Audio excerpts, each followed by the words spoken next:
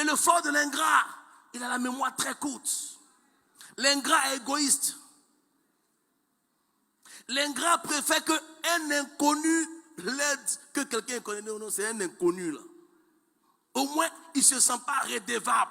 L'ingrat, quand il réussit et que tu le connais quand il n'était rien là, il veut t'éliminer. Parce que tu as le souvenir de son il n'était rien. Donc, je disais qu'il y a deux catégories de chiens. Il y a des chiens, quand tu les nourris là, ils sont fidèles jusqu'à la mort. Mais quand tu vois un chien affamé au bord de la route, un chien qui porte un collier de maître et puis son maître l'a jeté, quand tu le vois au bord de la route, ne le prends pas. Parce que ce chien affamé là, il n'attend que tu lui donnes un peu de nourriture pour qu'il ait un peu de force pour te mordre.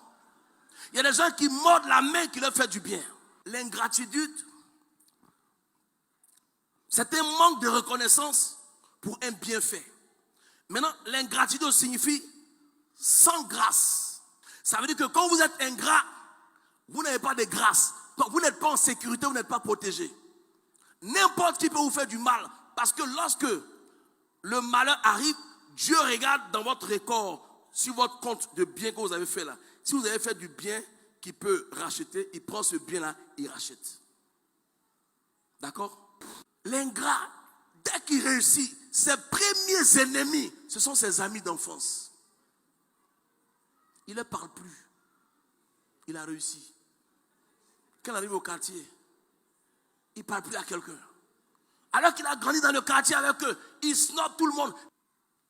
Le premier réflexe de l'ingrat, c'est que quand tu lui fais du bien sur place, il va te faire des remerciements, il va même se prosterner, pleurer.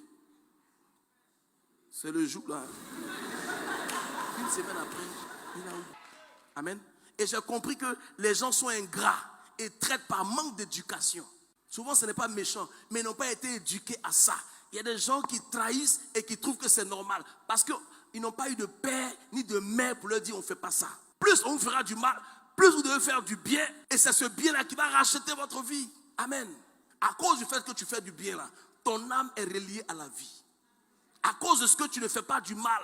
Si on veut te faire du mal, toi tu ne mourras pas, tu vivras parce que toi tu ne fais pas du mal. Mais c'est ceux qui vont te faire du mal qui seront enterrés. Pour dire quoi? Quand tu fais du bien, tu as choisi la vie. Il dit, je te présente le bien et le mal, la vie et la mort. Je te conseille de choisir le bien. Dans le bien, là, il y a la vie. Dans le bien, il y a la bénédiction. Dans le bien, il y a la vie éternelle. Dans le mal, là, il y a le malheur.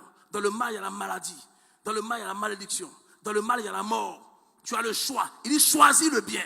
Quand vous faites du bien à quelqu'un, c'est à Dieu que vous faites du bien. Quand vous faites du mal à quelqu'un, c'est à Dieu que vous faites du mal.